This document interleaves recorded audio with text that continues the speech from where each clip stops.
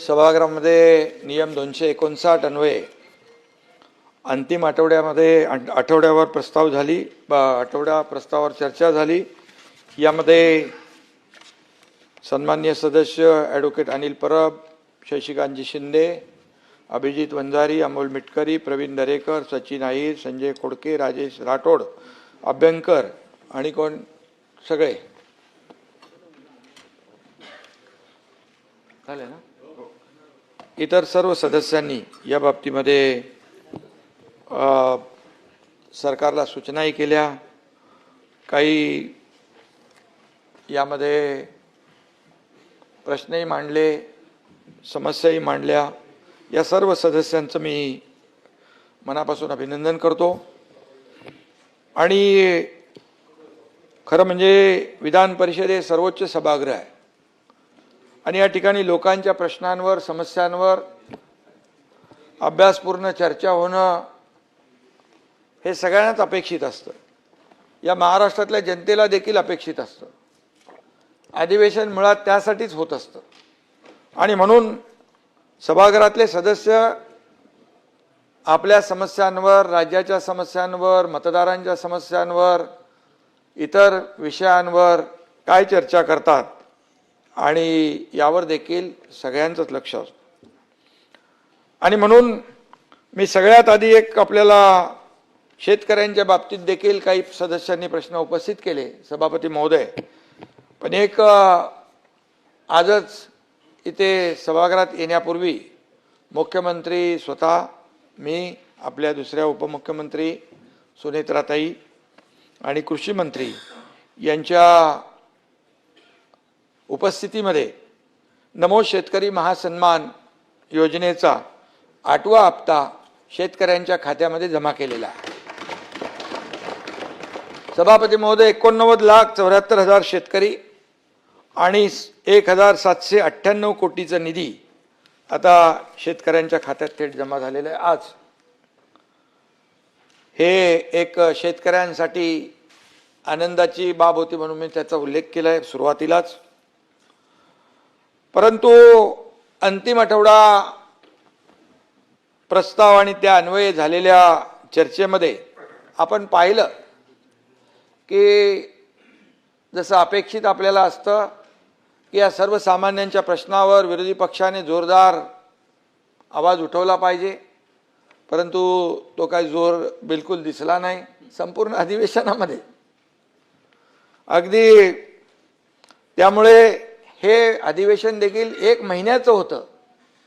हे अर्थसंकल्पीय अधिवेशन आपण 1 महिन्याचं घेतो आणि 1 महिना अधिवेशन हे चाललं देखील।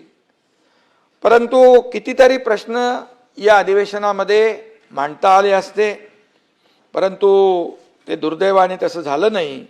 त्यामुळे विरोधी पक्ष पूर्णपणे प्रभावहीन आणि काय कोणाच पायपूस नाही, गलित गात्र प्रकारचं अशा प्रकारचं दृश्य या ठिकाणी आपण पाहिलं। सभापती महोदय, महायुती सरकार दुसऱ्यांदा सत्तेवर आलेलं आहे। त्यानंतरचं हे दुसरं बजेट आहे। अधिवेशन आणि एकूण 5वं विधिमंडळ अधिवेशन आहे आणि सरकार या ठिकाणी न थकता न थांबता काम करतंय। लोकांच्या कल्याणासाठी अनेक योजना आपण राबवतोय। जसं आपण आताच सांगितलं, मी मगाशीच म्हणालो की शेतकऱ्यांच्या खात्यात देखील आताच पैसे जमा करून आलो आणि म्हणून अशा अनेक योजना ज्या सुरू केलेल्या आहेत, अनेक प्रकल्प आपण सुरू केलेले आहेत, ते पुढे जात आहेत, हे राज्य पुढे जात आहे। आणि म्हणून विरोधी पक्ष म्हणून देखील सत्ताधारी पक्षाबरोबर विरोधी पक्षाची देखील तेवढीच जबाबदारी असते। सत्ताधारी पक्ष आणि विरोधी पक्ष ही रथाची 2 चाकं आहेत असं आम्ही मानतो, परंतु विरोधी पक्ष फक्त विरोधाकरता विरोध न करता चांगल्या याच्यामध्ये देखील विरोधी पक्षाने सहकार्य करावं अशा प्रकारची भूमिका आमची आहे। परंतु महाराष्ट्र हिताचा विचार या ठिकाणी मांडण्याचं हे सभागृह आहे, वरिष्ठ सभागृह आहे। दुर्दैवाने अशा प्रकारचं काही झालं नाही। महाराष्ट्राला आपल्याला एका उंचीवर न्यायचं आहे। आज या निमित्ताने मी देशाला नव्या उंचीवर नेणारे या देशाचे लोकप्रिय आणि यशस्वी प्रधानमंत्री नरेंद्र मोदीजी यांचं विशेष अभिनंदन करतो। सभापती महोदय, ते यासाठी की मोदीजी यांनी सलग 8,931 दिवस सरकारच्या प्रमुखपदी राहण्याचा विक्रम केलेला आहे.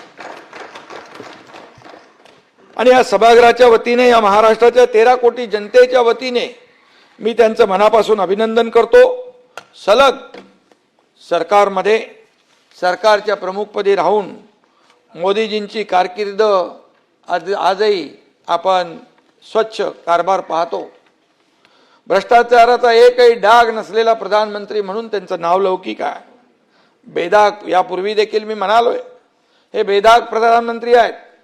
आणि म्हणून यापूर्वीचं मी काय आता 2014 पूर्वीच्या याच्यात जात नाहीये.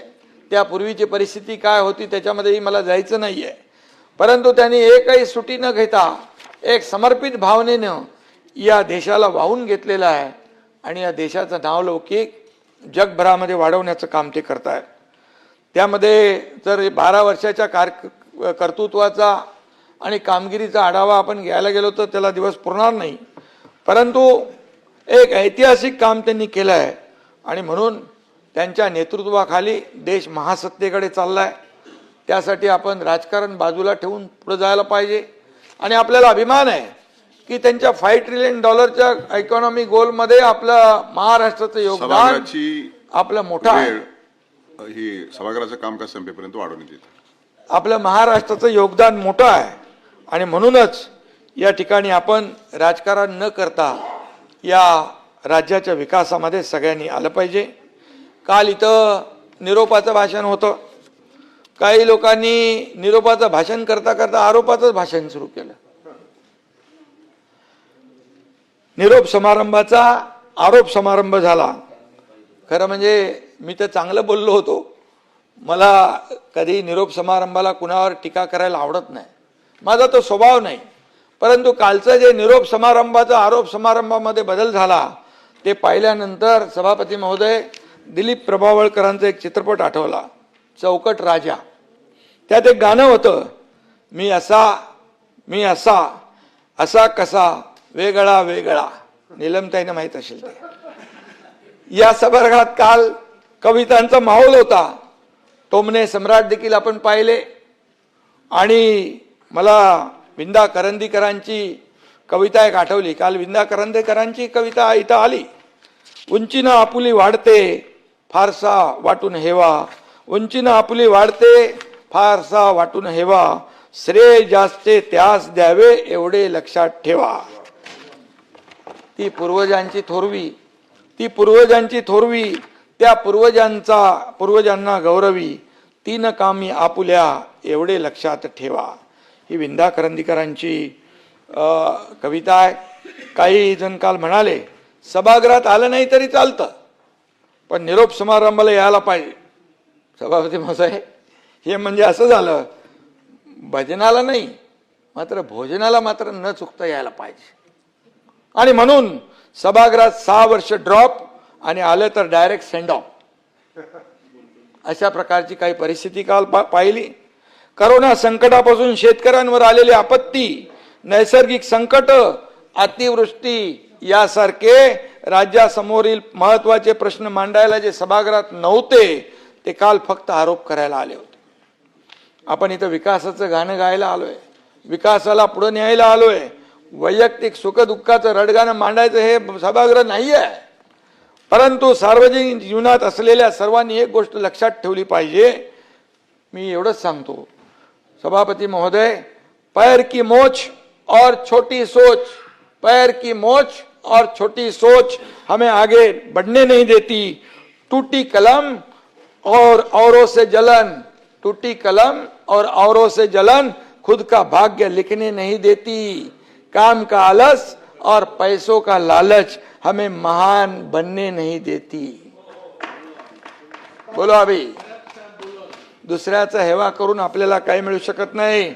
दुसऱ्याची रेष छोटी करून आपली रेष मोठी होत नाही. त्यासाठी आपली रेष मोठी करावी लागते आणि ती कामाच्या माध्यमातून करावी लागते. हे मी मुद्दाम या ठिकाणी सांगतो. मी हे बोलणार नव्हतो, परंतु सगळ्यांनी चांगल्या भावना मांडल्यानंतर या ठिकाणी जे काही उत्तर आलं त्या उत्तरामुळे या ठिकाणी मी हे बोलतोय. कोविड काळात केलेल्या कामाचं एक पुस्तक काढा, त्याचं डॉक्युमेंटेशन करा, अशी विनंती मुख्यमंत्री महोदयांना केली. चांगली मागणी आहे, चांगलं आहे, करायलाच पाहिजे, ते आठवण आपल्याला राहिलीच पाहिजे. पण त्यात बऱ्याच गोष्टी घ्याव्या लागतील. बॉडी बॅग मधला घोटाळा, खिचडी मधला घोटाळा, रेमडेसिवीर मधला घोटाळा, त्याचबरोबर कोविड सेंटर मधला घोटाळा, ऑक्सिजन प्लांटचे पैसे कोणी खाल्ले त्याचा घोटाळा, हे सगळं आलं पाहिजे. त्यामध्ये हे घ्यावंच लागेल. कोविडच्या त्या काळात काय काय झालं त्याचा मी सुद्धा साक्षीदार आहे. मी नगर विकास मंत्री होतो. कोविड सेंटर किती आणि कशी उभी केली ते मला माहित आहे. कुठल्या प्रकारे कशा पद्धतीने दिवस रात्र मेहनत करून या ठिकाणी कोविड सेंटर पहिला आम्ही बीकेसी मध्ये उभं केलं, मला आठवत आहे. या संपूर्ण महाराष्ट्रामध्ये कोविड सेंटर उभी केली आणि त्यावेळेस देखील आम्ही रस्त्यावर फिरत होतो, पीपी किट घालून हॉस्पिटलमध्ये जात होतो. हे देखील या महाराष्ट्रातल्या जनतेने पाहिलेलं आहे. पण कोविडच्या काळात काय काय झालं आपण पाहिलं.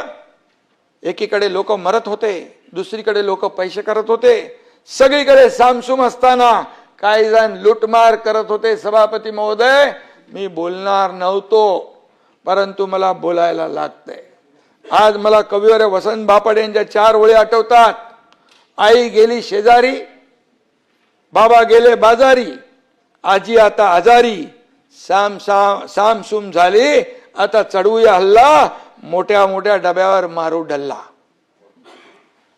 मुख्यमंत्री महोदयांना माझी विनंती आहे, कोविडच्या काळात कोणी आणि कशावर डल्ला मारला त्याचा हिशोब या डॉक्युमेंटरीमध्ये आला पाहिजे. एवढंच माझी माफक अपेक्षा आहे.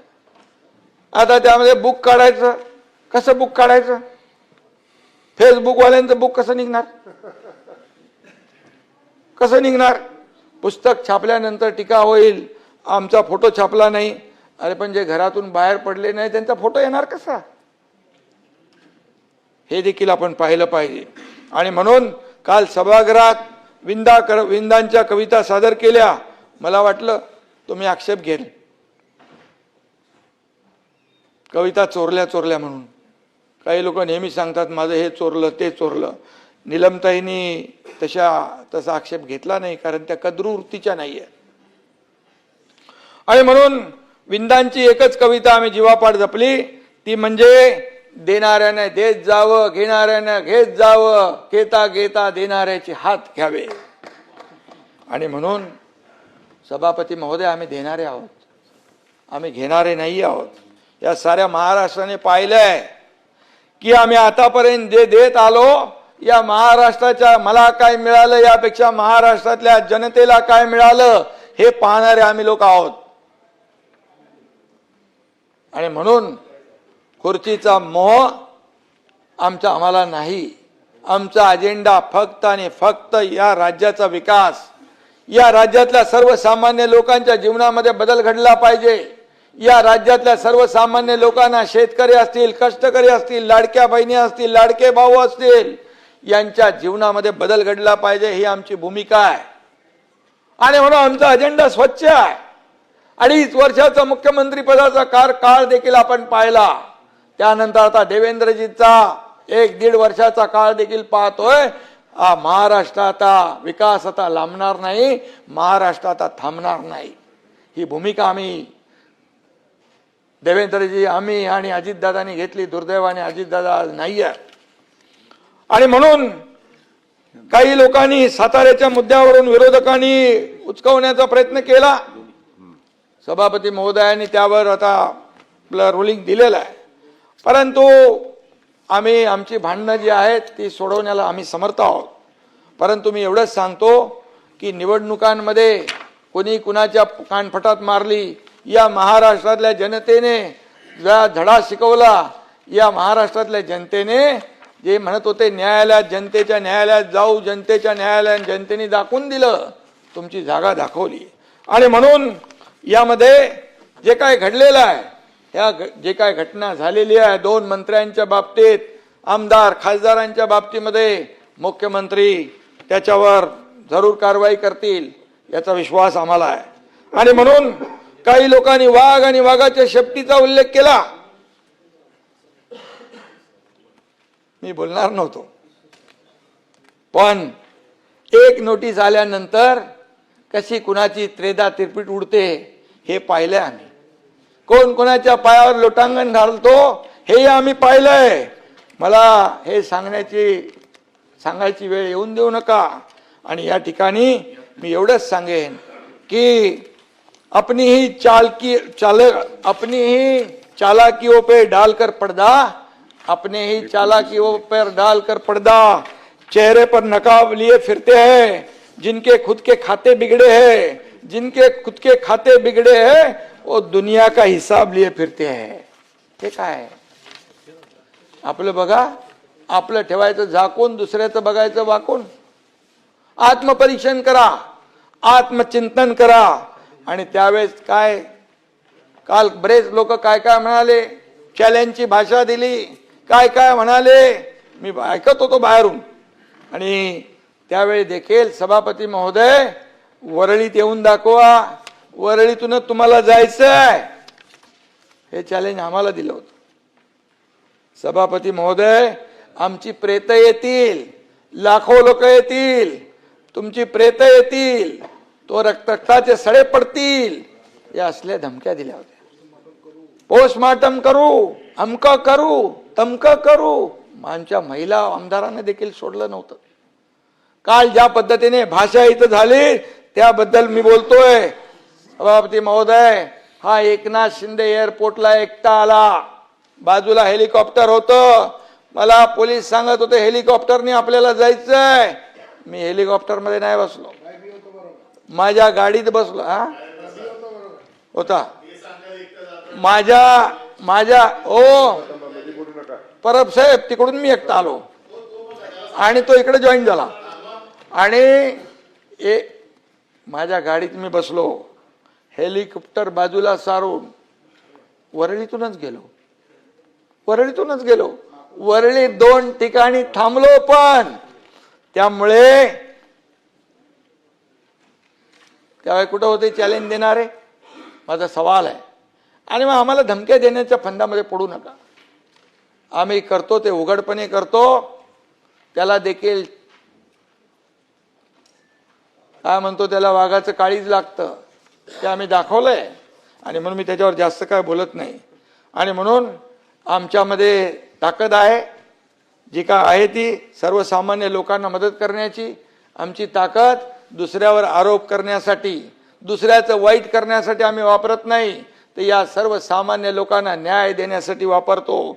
सोन्याचा तोंडा चंचा घेऊन जन्माला आलो नसलो तरी मी अनेक वेळा सांगितलंय, आंदोलन करून जनतेसाठी, पोलिसांच्या लाट्याकाट्या खाऊन, या आयुष्यामध्ये चढ उतार बघून या ठिकाणी आम्ही आलेलो आहे.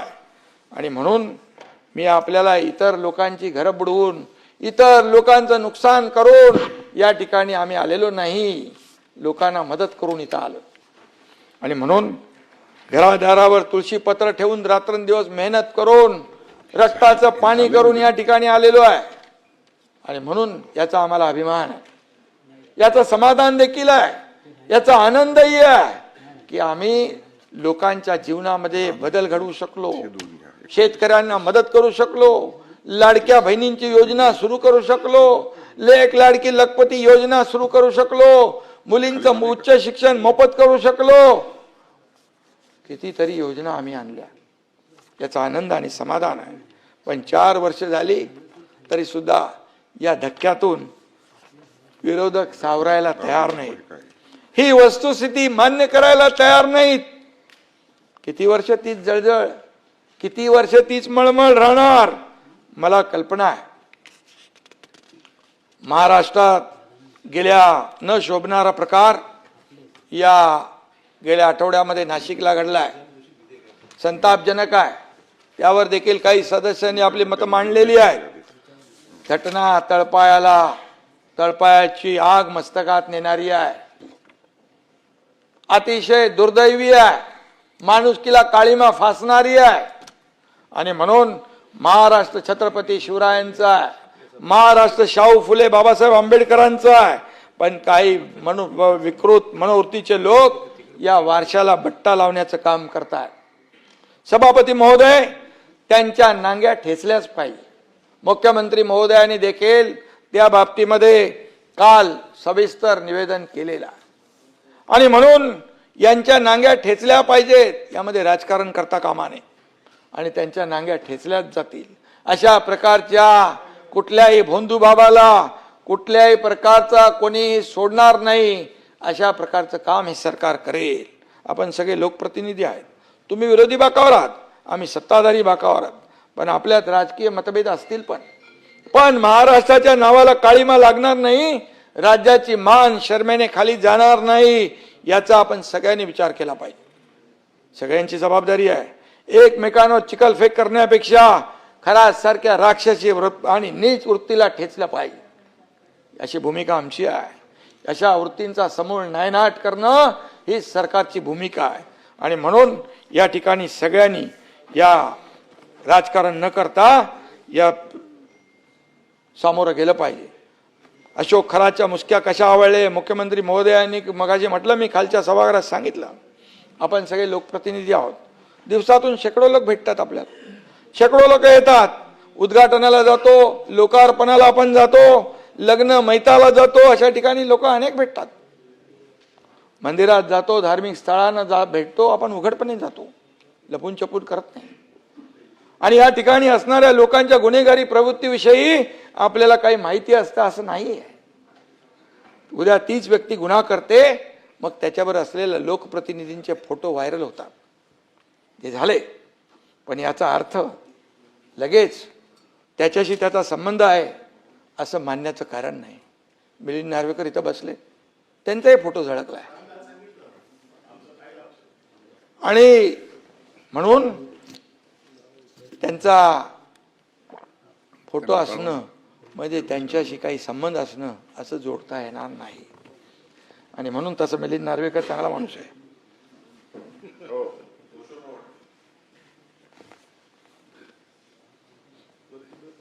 फोटोचं बोललात तुम्ही, पण काही लोकांचे तर फोटो आहेत. पण अनिल राव त्या खरातसाठी शेतकऱ्यांचं तोंडचं पाणी कुणी दिलं, हे आहे इकडं आहे. आपण नाही, हे जी आर आहे, हे माझ्याकडे जी आर आहे. आणि म्हणून तुम्हाला सांगतो, जेव्हा आरोप करतो तेव्हा समोरच्याकडे एक बोट असतं, 2 बोटं असतात, पण 3 बोटं आपल्याकडे असतात. हे प्रत्येकाने ठरवलं पाहिजे. मी बघा असा आरोप करणारा माणूस नाहीये, मला ते आवडत पण नाही.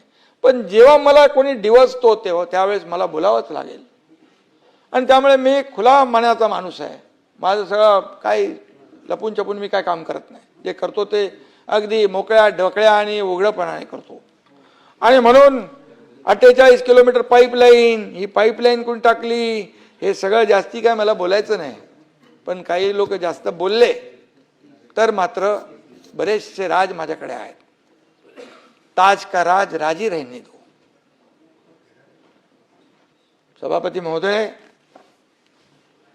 आणि आपल्या सगळ्यांना सांगतो मी, आपल्याला नाही, जे आरोप करतात त्यांना, ताज का राज राजी रहने दो. मला एवढंच म्हणायचं आहे, अशा प्रवृत्ती ठेचल्या पाहिजेत. अशा लोकांना फासावर लटकवलं पाहिजे. त्यासाठी कायदा अधिक मजबूत करायचा असेल तो केला पाहिजे. आणि अशा प्रकारच्या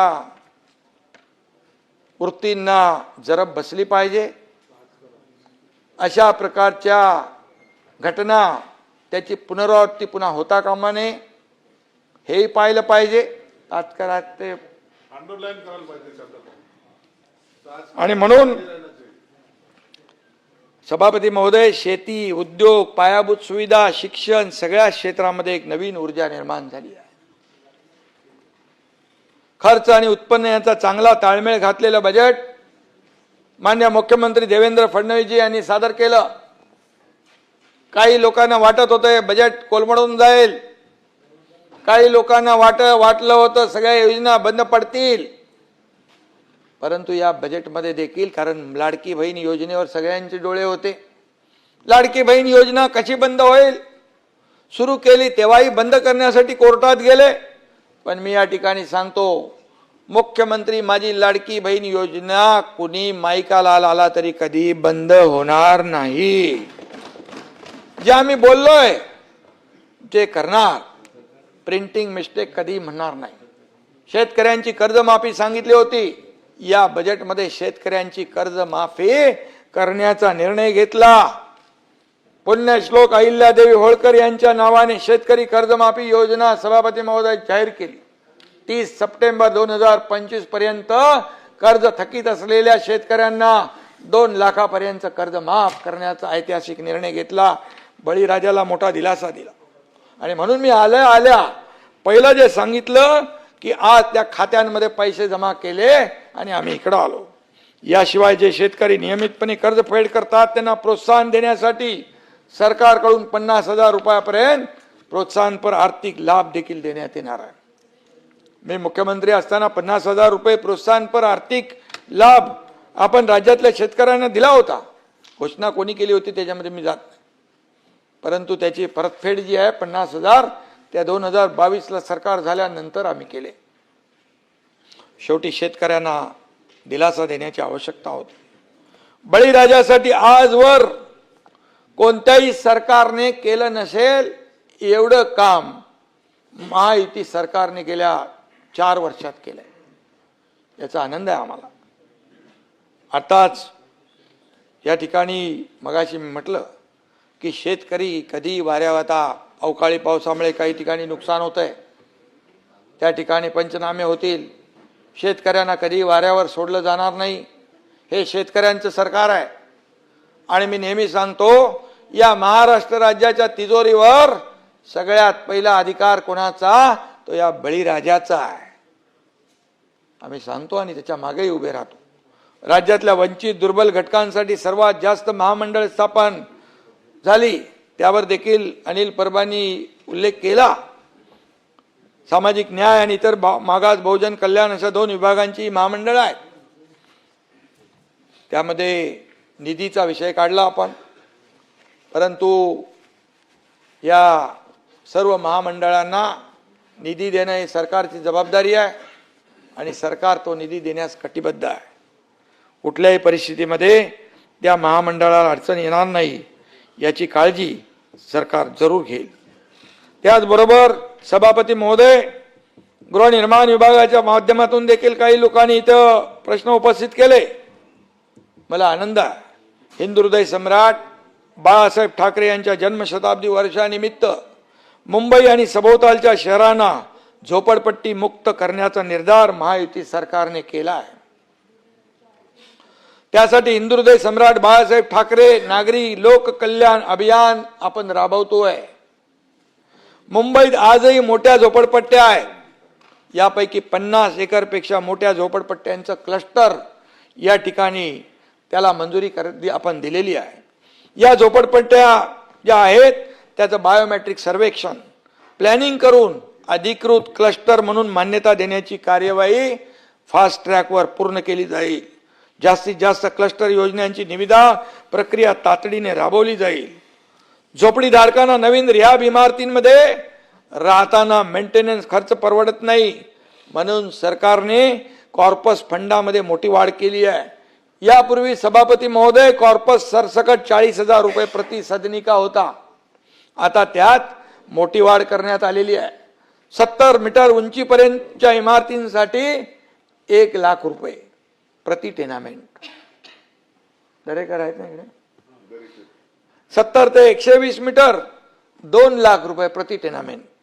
120 मीटर पेक्षा जास्त उंचीच्या इमारतांसाठी 3 लाख रुपये प्रति टेनामेंट एवढी रक्कम कॉर्पस म्हणून विकासक सोसायट्यांना देणार आहे.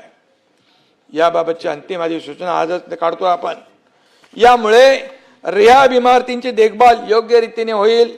झोपडपट्टी वासियांना बिल्डिंग इमारतीमध्ये गेल्यानंतर काळजी मुक्त राहता येईल. सरकारच्या माध्यमातून राबवलेल्या योजनांमध्ये आजवर 180, 225, 269 चौरस फूट आकाराची घरं देण्यात आली. त्या सर्वांना पुन्हा 30 वर्ष थांबावं लागत होतं रिडेव्हलपमेंटसाठी. आता आम्ही तो अन्याय दूर करत आहोत.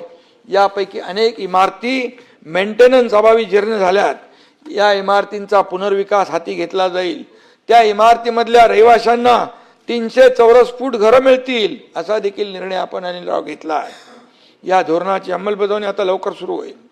मुंबई स्लम फ्री करताना नवीन झोपडपट्ट्या वाढू नयेत यासाठी देखील दक्षता घेतलेली आहे. कडक उपाय त्याच्यामध्ये योजलेले आहेत. नवीन हाऊसिंग धोरणामध्ये बाळासाहेब सांगायचे 40 लाख लोकांना मोफत घरं द्या. त्यावेळेस लोकांना नव्हतं, परंतु ते आम्ही सुरू केलं आहे. रमाबाई आंबेडकर नगर, कामराज नगर 17,000 लोकांची पुनर्विकास योजना सुरू झाली आहे. SRA आणि MMRDA करते आहे.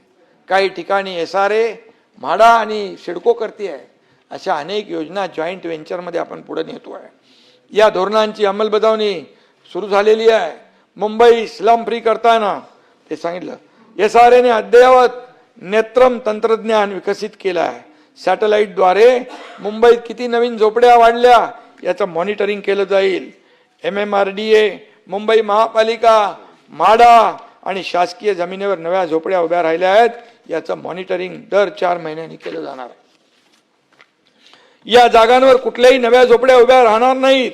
घुसखोरांना तिथं अतिक्रमण करू दिलं जाणार नाही. आणि मुंबई ही मुंबईकरांची आहे, बाहेरून येणाऱ्या घुसखोरांची, बांगलादेशींची नाही. हाऊसिंग फॉर ऑल हे आमचं महत्वाकांक्षी धोरण आहे. ही वेगवेगळ्या योजनांच्या माध्यमातून पूर्ण करतोय आपण. काही क्षेत्रामध्ये विशेषतः उपनगरात किंवा एअरपोर्ट जवळ पुनर्विकास योजना फिजिबल होत नाही हाईट रेस्ट्रिक्शनमुळे. ती कोंडी देखील दूर करण्याचा निर्णय आम्ही घेतलाय. TDR देऊन TDRच्या माध्यमातून तो शब्द देखील आम्ही पूर्ण करतोय. प्रत्येकाला 300 चौरस फुटापर्यंत अधिकार आणि 500 चौरस फुटापर्यंत फ्री रिकन्स्ट्रक्शन यासाठी इन्सेंटिव्ह FSI ची तरतूद यामध्ये केलेली आहे. यामुळे मुंबईतले सर्व भागात रिडेव्हलपमेंट जे थांबलेले आहेत या रिडेव्हलपमेंटला चालना मिळेल आणि जे रखडलेले प्रकल्प जे आहेत मार्गी लागतील. जे कल्याण, डोंबिवली, अंबरनाथ, बदलापूर, इकडे वसई, विरार, वांगणी, नाला, सोपारापर्यंत गेलेले लोक हे मुंबईकर बाहेर केलेले पुन्हा मुंबईत आणण्यासाठी हे प्रकल्प आम्ही करतोय. आणि म्हणून बाळासाहेबांच्या स्वप्नातली झोपडपट्टी मुक्त मुंबई आता केवळ स्वप्न राहणार नाही, ती वास्तवात आणण्याचा प्रयत्न आम्ही करतोय. आणि म्हणून या अभियानामुळे लाखो झोपडपट्टीवासियांना हक्काचं मोठं सुसज्ज देखभाल योग्य घर मिळेल. मुंबई अधिक सुंदर, स्वच्छ आणि सर्वसमावेशक होईल. आणि म्हणून मी आपल्याला एवढंच सांगतो की आता इथं प्रवीण दरेकरांचा पण आहे ना आपला कुठला तो स्वयं पुनर्विकास, यामध्ये देखील स्वयं पुनर्विकासाच्या माध्यमातून छोट्या छोट्या ज्या इमारती आहेत त्यांचा देखील ते नगर विकासाचे काही निर्णय आपल्याला शिथिल करायचे आहेत, काही बदल करायचे आहेत, ते देखील आपण या ठिकाणी करू. घोषणा नुसत्या आम्ही करत नाही. यामध्ये या क्लस्टर योजनेसाठी, या समूह विकास योजनेसाठी जेव्हा 2022ला माहितीचं सरकार आलं तेव्हापासून याची सुरुवात झाली. आणि ती सुरुवात करता करता आपण अंतिम टप्प्यात पोहोचलेलो आहे.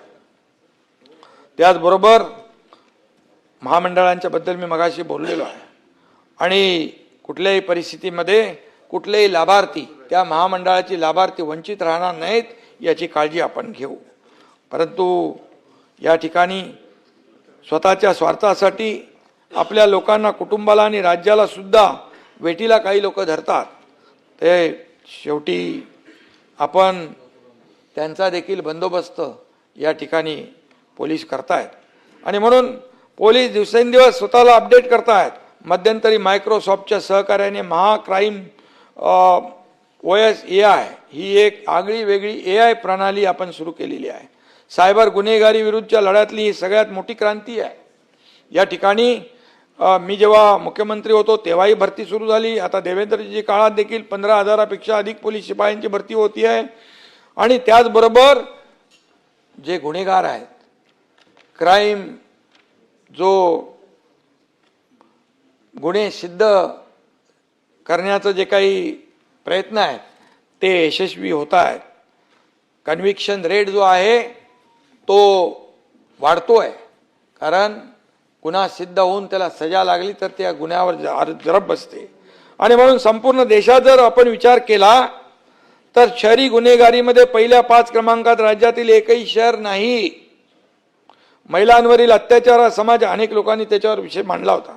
महिलांवरील अत्याचार हा समाजाला कलंक आहे आणि म्हणून एका महिलेवर जरी अत्याचार झाला तरी तो सहन करता येणार नाही. आता कायद्यामधील काही तरतुदींमुळे महिलांचा पोलिसांवरचा विश्वास वाढला आहे. महिला तक्रारी करायला पुढे येऊ लागलेल्या आहेत. महिला अत्याचार प्रकरणात 60 दिवसात चार्जशीट दाखल होते. डायल 112 कॉलचा रिस्पॉन्स टाइम 7 मिनिटं 17 सेकंद आणि महिलांसाठी 7 मिनिट 31 सेकंद असा आहे. हा रिस्पॉन्स टाइम देशात दुसऱ्या क्रमांकावर आहे सभापती महोदय, आणि लवकरच तो पहिल्या क्रमांकावर येईल. यामध्ये माझ्याकडे पूर्ण डिटेल आकडेवारी आहे. गुन्हेगारीमध्ये झालेली घट आहे, बाकी काय काय जे आहे गृह विभागामध्ये. पोलीस काका, पोलीस दिदी, दामिनी पथक, निर्भया पथक, भरोसा सेल सुरू आहे.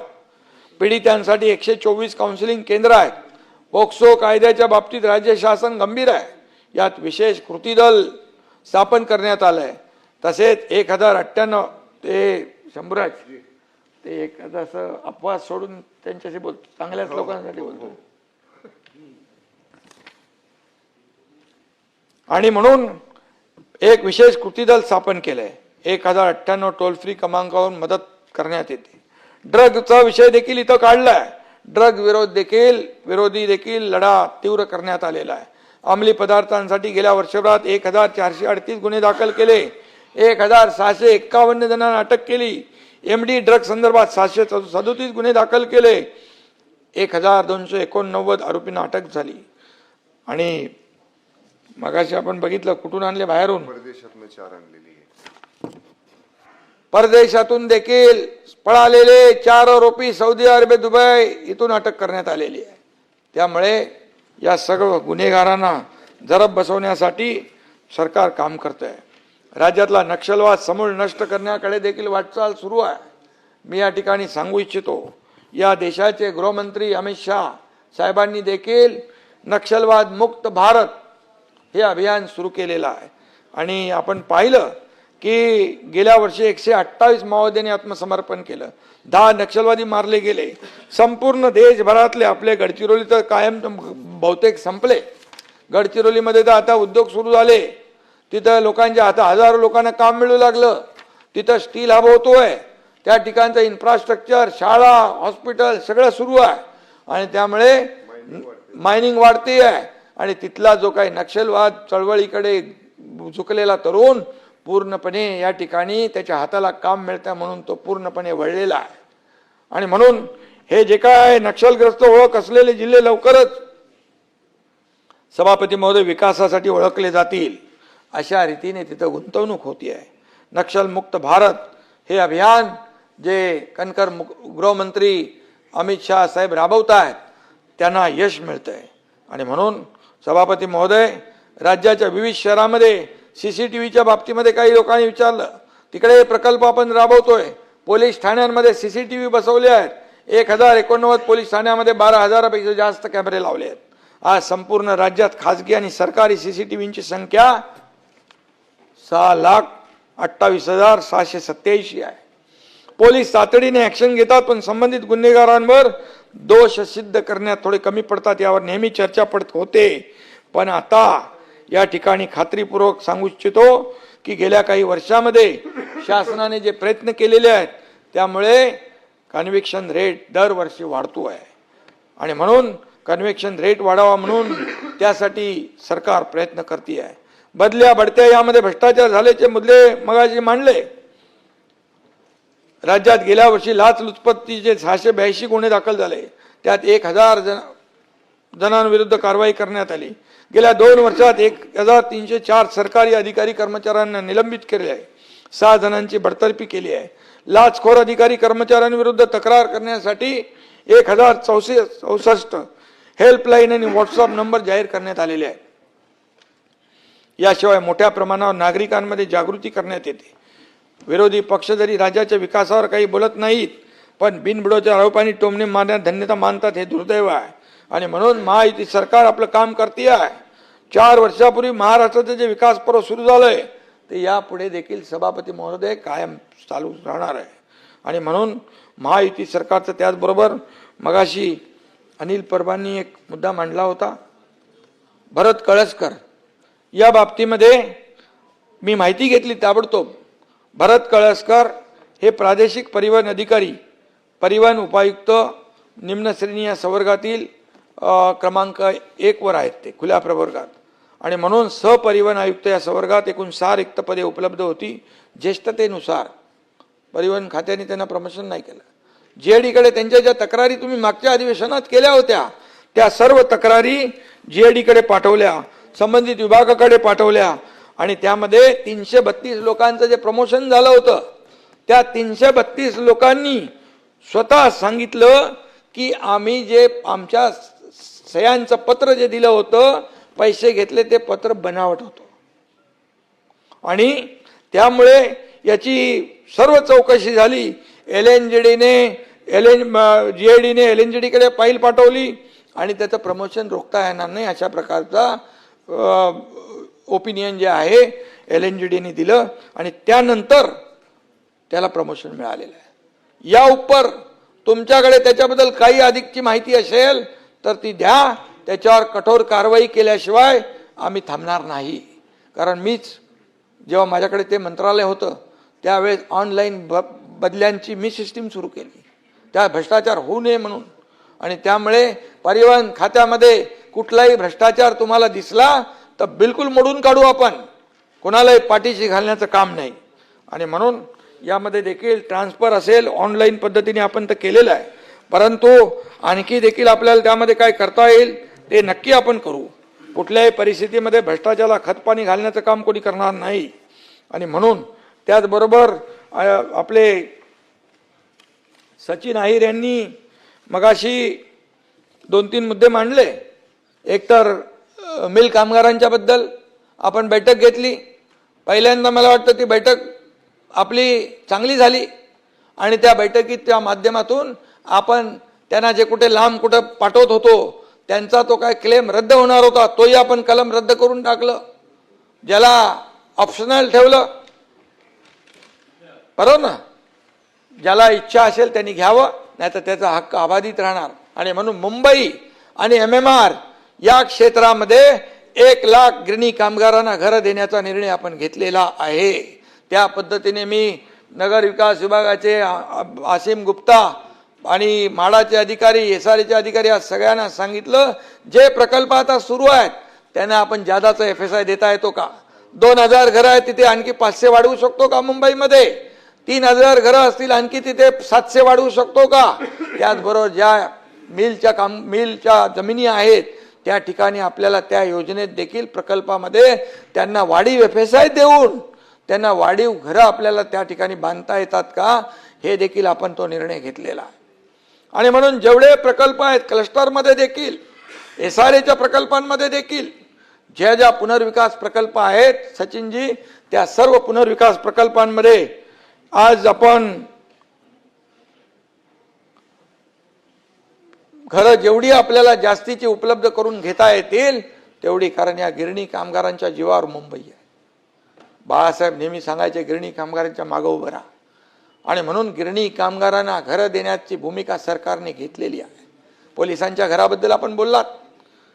जेव्हा अगोदरच्या सरकारने 50 लाख रुपये पोलिसांकडून घराला ठेवले होते, मी मंत्री झाल्यानंतर, मुख्यमंत्री झाल्यानंतर 50 लाखाचे 15 लाख रुपये केले आपण. 15 लाखामध्ये पोलिसांना घरं दिली आपण. त्याचबरोबर हा मोठ्या प्रमाणावर आपल्याला जो स्टाफ क्वार्टर आहेत त्याचा आपल्याला हे वाढवलं पाहिजे. त्याचबरोबर त्यानंतर आपल्याला हक्काची घरं जी आहेत पोलिसांना, सफाई कर्मचाऱ्यांच्या बाबतीमध्ये आपण मुद्दा उपस्थित केला. सफाई कर्मचाऱ्यांच्या कॉलनीत मी स्वतः मुख्यमंत्री असताना गेलो. 4 ठिकाणी दयनीय अवस्था होती, चांगली नव्हती. पहिले आयुक्त त्यावेळेस मला वाटतं चहल होते, त्यांना बोलून सांगितले सगळ्या सफाई कर्मचाऱ्यांची जी काही लोक मुंबई स्वच्छ करतात, हा खरा मुंबई स्वच्छ करणारा सफाई कर्मचारी आहे, त्याला त्याच्या घराची चिंता असता कामा नये. आज बघा जाऊन त्या ठिकाणी सोयी सुविधा दिल्यात. त्यांचा पुनर्विकास जो करायचा आहे तो आश्रय योजना, त्याचबरोबर दुसरी एक योजना आहे आपली एक आश्रय योजना आहे आणि श्रमसाफल्य योजना आहे. या योजनांमधून देखील आपल्याला त्यांना घरं द्यायची आहेत. आणि त्यामुळे आपल्याला मी एवढंच सांगतो, आपण जे घरांचा मुद्दा उपस्थित केलेला आहे याला न्याय देण्याचं काम सरकार करेल आणि त्या बाबतीमध्ये काम सुरू झालेलं आहे. सुपर मॅक्सच्या बाबतीमध्ये देखील आपण म्हणालात, सुपर मॅक्सच्या बाबतीमध्ये देखील NCLT मध्ये गेलेत. NCLTच्या लोकांना बोलून सांगितलं, आपले जे काय इथं असीम गुप्ता आहेत त्यांना सांगितलं आपल्या विभागाने देखील, कामगार विभाग असेल, आपले जे जे विभाग आहेत त्याने इंटरव्हीन करा, कारण त्याचे पैसे हिशोब दिल्याशिवाय कुठली परवानगी त्याला देता येणार नाही, असं देखील आपण निर्णय घेतलेला आहे. आणि मग NCLT मधून कमी पैशामध्ये घेतात आणि त्या ठिकाणी टोले जंग इमारती उभ्या राहतात. हे होणार नाही. आणि म्हणून जोपर्यंत कामगारांचे पैसे दिले जात नाहीत तोपर्यंत त्या ठिकाणी कुठल्याही प्रकारची परवानगी दिली जाऊ नये, अशा प्रकारचे स्पष्ट निर्देश दिलेले आहेत. शिवोच्या बाबतीमध्ये आपण सांगितलंय, उरणचं या बाबतीत देखील तात्काळ कारवाई करू आपण. आणि बाकी तर मी इतर जे काही मुद्दे मांडलेले आहेत त्या बाबतीत बोललोय. काही राहिलं असेल त्यांच्या सर्व निवेदनाची, त्यांच्या सूचनाची या ठिकाणी नोंद पूर्णपणे घेतलेली आहे. अनिल परब साहेबांचं तर माझ्याकडे 3 पानी उत्तर तयार आहे आणि त्यामुळे तुमच्या सर्व नोंदी ज्या आहेत, तुमच्या सूचना आहेत त्याची दखल घेतलेली आहे. तुम्हाला एक बैठक देखील मी सांगितलं होतं आज लावा, परंतु आज सगळं गडबड झाली याच्यामध्ये. पण BDD, चाळवी, चाळ आणि यांचे जे काही विषय आहेत या संदर्भामध्ये तात्काळ आपण बैठक लावू. त्या बैठकीमध्ये जे जे काय सर्व अधिकाऱ्यांना सोबत घेऊन स्वयं पुनर्विकासाला बैठक ती लावतोय आपण. तुमचं मी स्वतः नाव घेतलं ना. आणि त्यामुळे या सर्व ज्या काही आजच्या सूचना आहेत या सूचनांचा नक्कीच आम्ही विचार करू. आणि मी सभापती महोदय एवढंच सांगतो की जाता जाता एक अधिवेशन जे आहे हे अधिवेशन सर्वसामान्य राज्यातल्या लोकांना न्याय देण्यासाठी असतं. आणि म्हणून याचा पूर्णपणे या वरिष्ठ सभागृहाचा या अधिवेशन काळामध्ये सगळ्यांनी या राज्यातल्या जनतेसाठी आपण वापर केला पाहिजे. जनतेला न्याय मिळवून देण्यासाठी या ठिकाणी मुद्दे उपस्थित केले पाहिजेत, अशी भूमिका सरकारची आहे. आणि 1 महिना आपलं अधिवेशन चाललेलं आहे. सरकार प्रत्येक तुमच्या प्रश्नाला उत्तर द्यायला बांधील आहे, उत्तर द्यायला तयार आहे. फक्त आपण या पद्धतीने त्या ठिकाणी लोकांचे प्रश्न मांडले पाहिजे. आणि एवढंच माझी आपल्याकडून अपेक्षा आहे. मी फक्त जाता जाता एवढंच सांगतो, एक भाषण संपवताना एक 4 ओळी ज्या आहेत त्या मी बोलू. चांगलं तुम्हाला तर मी काही शिव्या द्यायचं काम करत नाही.